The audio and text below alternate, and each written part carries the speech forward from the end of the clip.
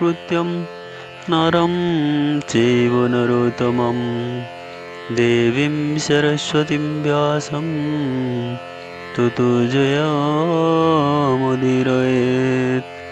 मूकं करोति वाचालं पङ्गुलङ्घयते गिरिं यत्कृपातमहं वन्दे परमानन्दमाधवम्। ओम नमो भगवते वासुदेवाय। हरि नमस्कार प्रिय सज्जन ओम। मंडली, आसतु आज आम पाठ करवा अतिबड़ी जगन्नाथ दास प्रणीत श्रीमद् भागवत महापुराण प्रथम स्कंद अष्टादश अध्याय। ब्राह्मण बालकर साप लभन्ते परीक्षित नृप बराक्य हेला मने जात अष्टादशर ए चरित कहन्ति सुत शुद्ध चेता शुण सकल ब्रह्मवेता। सुतोवाच द्रोणकुमार शस्त्राघाते से राजा बंची गर्भगते कृष्णर अनुग्रह भावे नमला जननीर गर्भे। ब्राह्मण कोपे साप देला तक्षक दंशी बवैला मरणे न डेरी राजन मरणे न डरी राजन चिते चिंतिला भगवान हरि महिमा परिमाणी व्यास कुमार मुख शुणी छाड़ीण सर्वसंग हेले से जीव ज्ञान तत्व बोले गंगारे छाड़ी निज प्राण गोविंदे पोषिला शरण कृष्णर गुण गाथा पंथी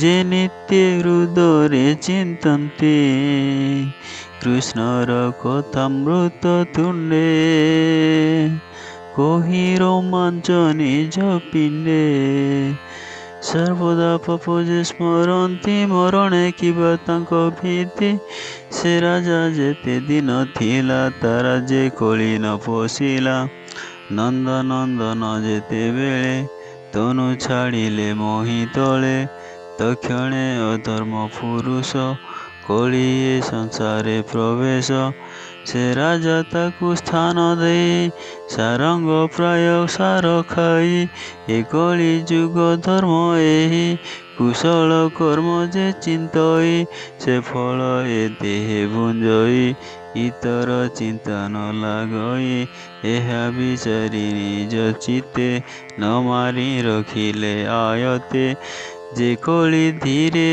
भय करी स्वभावे अधीरे बिहरी निरते अपमृत होई सिंहर प्राय विक्रमयी प्रमत प्राय बाल मध्ये से कली बही बिहरे आनंदे से परीक्षित गुण गाता जहि प्रकाश कृष्ण कथा से प्रसंगे कहिल एबे जेणु पूछिल प्रिय भावे कृष्णर जेते गुण गाथा जे साधु जन मध्य कथा तार महिमा शुद्ध चित्ते कहि बंचन्ति साधु सन्ते नित्य ताहार पद चिंती निश्चय गोविंदे पसंती शुद्ध वचन शुणी कने मन आनंदे मुनि जने कर प्रसारी जणे जन सुतंकु करंती कल्याण ऋषय उचु हे सुत साधु तुम्भ देहि चिर जीवने रही तुही आम्भे जे नर देह बही तुम्भ निकटे सुखे ताई। କୃଷ୍ଣ ଅମୃତ କଥା ମାନ, ତୋର ବଦନୁ କର୍ଣ୍ଣେ ପାନ। କରି ବଞ୍ଚିଲୁ ଦିନା କେତେ, ସୁସାଧୁ ସଙ୍ଗର ଆୟତେ। ଏ ଯଜ୍ଞ କର୍ମେ ଆମ୍ଭଚିତ, ବେଦ ବଚନେ ମୋହଗତ।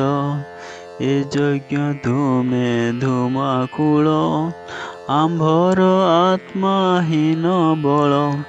ଫୁଟିଲୁ ଯଜ୍ଞ ବାଟେ ଭ୍ରମି, ପୃଥିକୀ ଜହ୍ନେ ପଥ ଶ୍ରମି। ତୁଝେ ଆମ୍ଭର ଶ୍ରମ ଜାଣି, କୃଷ୍ଣ ଅମୃତ କଥା ବାଣୀ। ପାନ କରାଇ ଶ୍ରୁତି ମାର୍ଗେ, ଆମ୍ଭ ଜୀବନ ରଖ ଏବେ। ହରି ଭକତ জন সঙ্গে, যে ক্ষণে বঞ্চে নর অঙ্গে।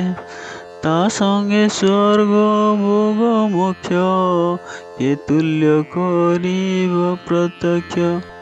এণু যে করে সাধু সঙ্গ, তর এ ভব তরঙ্গ।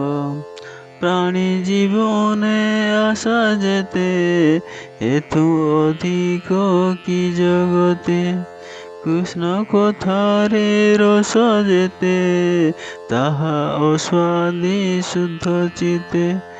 কেবা রসিজ্ঞ তাহাতে যে, কর্ণ জিহ্বারে সুখে ভুঞ্জে। যাহার গুণ অন্ত নাহি, স্বভাবে নির্গুণ বলাই।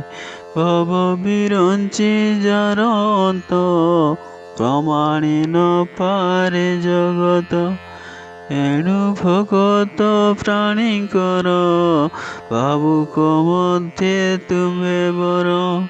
মহত জনଙ୍କ শরণ, যাহার অভয় চরণ। সে কৃষ্ণ উদার চরিত, বিশুদ্ধ রসে আম্ভচিত। লোভিল মধুকর প্রায়ে, ভমুনি কর তুষদয়ে। কহ গোবিন্দ রস কথা, জেণে খণ্ডিব ভব ব্যথা।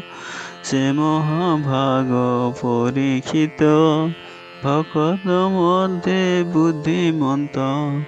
ব্যাসনন্দন মুখু শুনি, নির্মল ভাগবত বাণী। কৃষ্ণর পাদ পদ্ম গন্ধে, ভৃঙ্গ যে সনে মকরন্দে। গরুড় ধ্বজ পাদ মূলে, প্রাণ নিবেশি গঙ্গা জলে। পশিলা সর্ব ভয় তেজি, হরি চরণে ভাবে ভজি। তার চরিত যোগ সার, সে যে ভকত মধ্যে বর। অনন্ত চরিত সংযুত, যে কর্ম কলে পরীক্ষিত। কহ সকল আম্ভ আগ, তুমে সহজ মহাভাগ। শুনি কহନ୍ତି সুত মুনি, বিপ্রଙ୍କ ভাবে ভাব ঘেনি। সুত বাচ, বলନ୍ତି ভাগ্য ଏ ମୋହର, ବୃଦ୍ଧଙ୍କ ମଧ୍ୟରେ ପୁରସ୍କାର। ବିଲମେ ଜନ୍ମ ମୁଁ ଲୋଭିଲି, ସତ୍କୁଳ ମଧ୍ୟରେ ଗଣ୍ୟ ହେଲି। ମହତ ଜନଙ୍କୁ ଯେ ପାଇ, ତାର ଦୁଷ୍କୃତ ଦୋଷ କାହିଁ। କୃଷ୍ଣର ନାମ ଯେ ଗୁଣନ୍ତି, ଯେ ଅବା ଶ୍ରବଣେ ଶୁଣନ୍ତି। ତାଙ୍କର କଥା କି କହିବା, ତାଙ୍କୁ ସମାନ ଅଛି କେବା। ସେ ହରି ସର୍ବ ଘଟେ ଥାଇ, ଶରଣ ରକ୍ଷଣ ବୋଲାଇ। ଅନନ୍ତ ଶକ୍ତି ଯେ ଅନନ୍ତ, ମହାନ୍ତ ଗୁଣ ନାହିଁ ଅନ୍ତ। ବ୍ରହ୍ମାଦି ଦେବ ଋଷି ଯେତେ, ଯା ଅନୁରୋଧ ବେଦ ପଥେ। ଯୋଗ ସମାଧି ତପେ ଚିନ୍ତି, ଯେ ଲକ୍ଷ୍ମୀ କଟାକ୍ଷଇଛନ୍ତି। ସେ ଲକ୍ଷ୍ମୀ ପୁଣ ତାଙ୍କୁ ଛାଡ଼ି, ଯାର ଚରଣେ ଚିତ୍ତ ବଢ଼ି।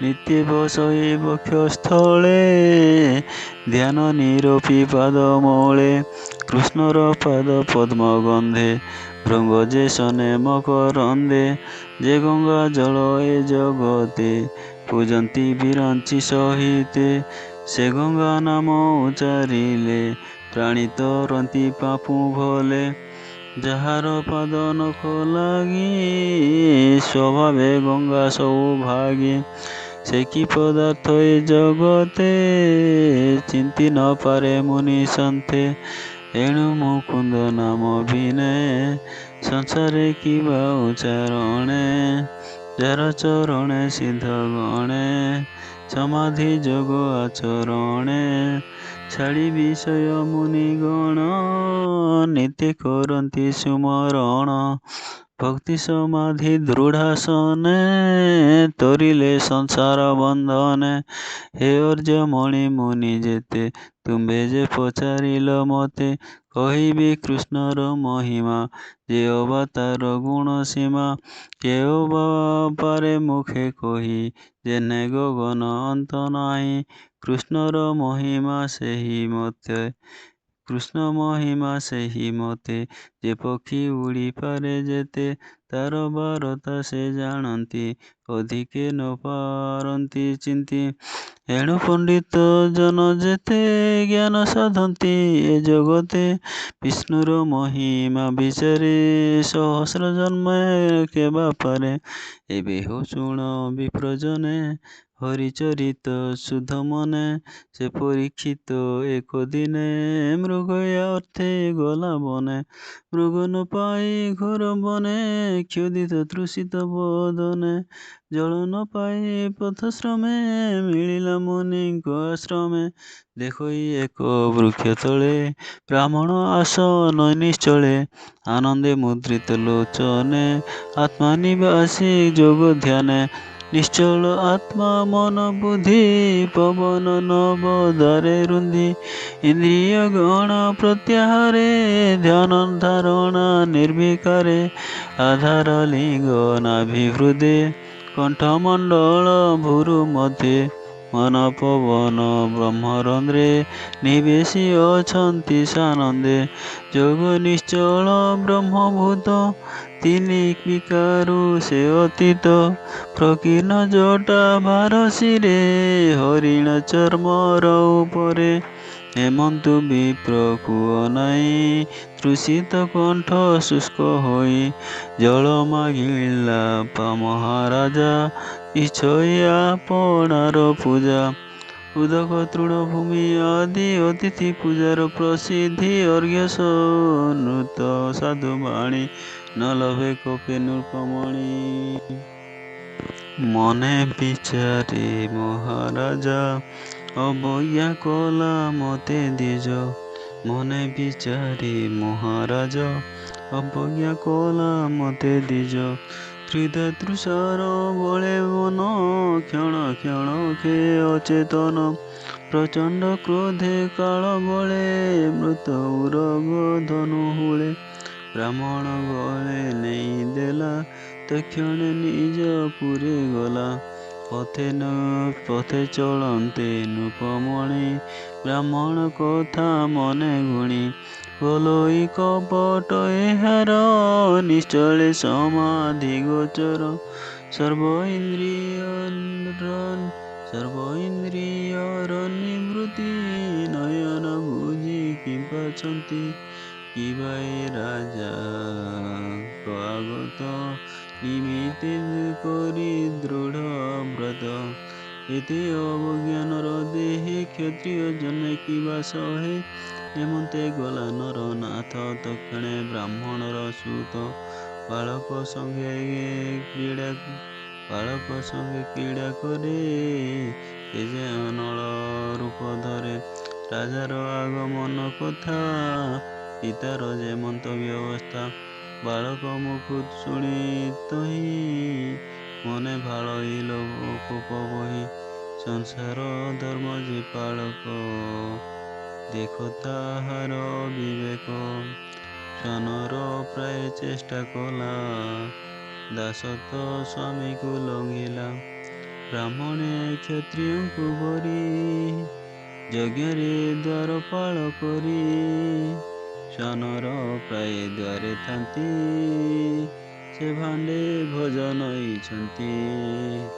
ଉତ୍ପଥ ପ୍ରାଣୀ ଦଣ୍ଡ ଅର୍ଥେ ଯେ କୃଷ୍ଣ ଜାତ ଏ ଜଗତେ ସେ ଯେଣୁ ନିଜ ପୁରେ ଗଲା ଏଣୁ ଏ ଅନ୍ୟାୟ ଚିନ୍ତିଲା ଏ ପ୍ରାଣୀ ସଂସାରେ ରହିଲେ ଧର୍ମ ନଥିବ ଏଥି ଭଲେ ଦେଖ ମୋହର ବିପ୍ରପଣ କରିବେ ଏଥିର କାରଣ ଏ ମନ୍ଦ ବାଳକଙ୍କୁ କହି ରଙ୍ଗ ନୟନେ ରସ ବହି କୌଶୁକୀ ଜଳେ ହସ୍ତ ଭରି ମାର୍ଜନା ଆଚମନ କରି ରାଜା ଉଦ୍ଦେଶ୍ୟ କରି ମନେ ବଚନ ବଜ୍ର ପ୍ରହାରଣେ ବୋଲଇ ଅଧର୍ମ ବିଚାର ଅନ୍ୟାୟ କଲା ଏ ପାମର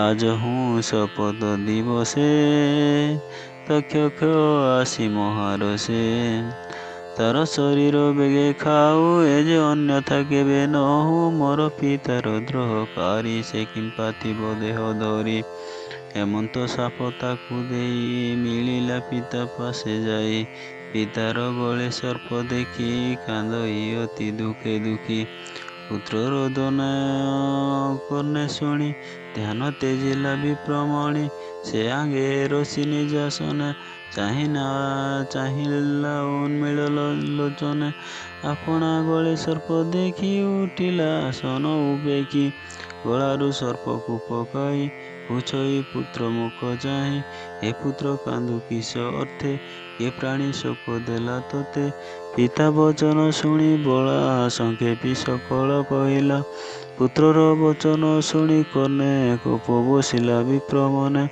ପୁତ୍ରକୁ ଚାହିଁ କୋପ ଭରେ ବୋଲଇ ନିଷ୍ଠୁର ଉତରେ ଅଳ୍ପ ଅପରାଧେ ତୁଇ ଏ କର୍ମ କଲୁ କିସ ପାଇଁ ସେ ଭାଗବତ ପୁଣ୍ୟ ଦେହି ଏ ସାପ ତାକୁ ନ ଜଗାଇ ଆହୋ ଆଶ୍ଚର୍ଯ୍ୟ ଦେଖ କଥା ଶୁଣି ମୋ ମନେ ଗୁରୁ ବ୍ୟଥା ଅଳ୍ପ ଅପରାଧେ ଦେଖ ଅଧର୍ମ ବିହିଲୁ ବାଳକ ଯାହାର ଭୁଜ ଆଶ୍ରେ କରି ଧର୍ମ ସମ୍ପଦ ସୁଖ ସିରି ପ୍ରଜାଏ ସୁଖେଣ ଭୁଞ୍ଜନ୍ତି ସେ କି କାହାରେ ଦ୍ରୋହ ଚିନ୍ତି ବିଷ୍ଣୁର ଅଂଶ ନରପତି ଜନମି ମେଦିନୀ ପାଳନ୍ତି ଏବେ ରାଜାର ଅନ୍ତେ ମହି ଚୌର୍ଯ୍ୟ ବଳ ଦର୍ପ ବହି ଆରକ୍ଷ ମେଷ ଯୁଥ ପ୍ରାୟ ଲୋକ ନିବେଶୀ ଚୋର ଭଏ ଧନେ ହରିବେ ଅନ୍ୟ ପ୍ରଜା ପୋଷିବେ ଘର ବନେ ନିର୍ଭୟ ପଶୁଙ୍କୁ ହିଂସିବେ ପର ରମଣୀ ନ ମାନିବେ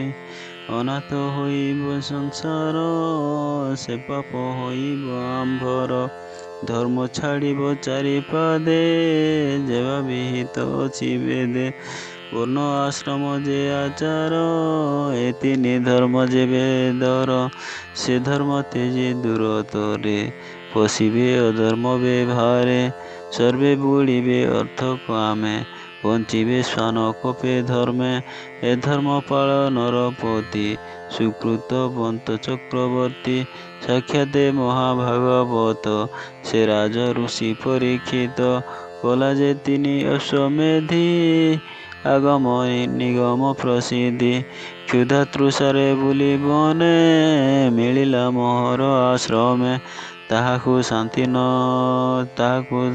ତୁ ନ କଲୁ ବିଶେଷେ ଘୋର ସାପ ଦେଲୁ ସେ ଆମ୍ଭ ସାପ ଯୋଗ୍ୟ ନୁହେଁ ଅଶେଷ ଧର୍ମେ ଦେହ ବହେ ଏମନ୍ତେ ବିଷ୍ଣୁଙ୍କୁ ସେ ଧ୍ୟାଇ ବ୍ରାହ୍ମଣ ବୋଲେ ତ୍ରାହି ତ୍ରାହି ନିଷ୍ପାପ ଭୃତ୍ୟକୁ ଏ ବଳେ ଦ୍ରୋହ ଚିନ୍ତିଲା ମହି ତଳେ ଅଳପ ବୁଦ୍ଧି ଏ ବାଳକ ଏହାର ମନେ କଲା ଦୁଃଖ ଭନାଥ କରୁଣା ସାଗର ବାଳକ ଦୋଷ କ୍ଷମା କର ନିନ୍ଦା କପଟ ଅବଜ୍ଞାନ ସାପ ତାଡ଼ିନ ଆଦିମାନ କଲା ପ୍ରାଣୀ କି ପ୍ରତିକୃତ ନକରେ ଯେ ତୋର ଭକତ ତୋହର ଭକତ ଯେ ଜନ କୋପେ ନ ବସେ ତାର ମନ ପ୍ରାଣୀଙ୍କ ଅପରାଧ ସହେ, ତୋହର ଭାବେ ଚିତ୍ତ ବହେ। ଅତି ଅନ୍ୟାୟ କର୍ମ ମୋର, ମୁଁ କର୍ମହୀନ ଦୁରାଚାର। ନିରପରାଧେ ଦ୍ରୋହ ଚିନ୍ତି, ଏ ମୋର ଚିତ୍ତେ ଗୁରୁ ଭ୍ରାନ୍ତି। ଦେବହେଳନ କର୍ମ ମୋର, ନିଶ୍ଚେ ଲଭିଲି ଦାମୋଦର। ଦୁଃଖ ମୁଁ ଲଭିବି ନିକଟେ, ଏ ଘୋର ସଂସାର ସଙ୍କଟେ। ଏମନ୍ତେ ପୁତ୍ର ଅପରାଧେ, ମହତ ଶାପ ଅପବାଦେ। ଅନୁତାପିତ ବିପ୍ରବର, ବୋଲେ ଗୋବିନ୍ଦ ରକ୍ଷା କର। ରାଜା ଯେ ଅପରାଧ କଲା, ସେ କଥା ଚିତ୍ତେ ନ ଘେନିଲା। ଏ ନର ଲୋକେ ସାଧୁ ଯେତେ, କୋପ ନ ବସେ ତାଙ୍କ ଚିତ୍ତେ। ପ୍ରାଣୀଙ୍କ ଦୋଷ ନ ଘେନନ୍ତି, ସ୍ତୁତିରେ ହରଷ ନୁହନ୍ତି।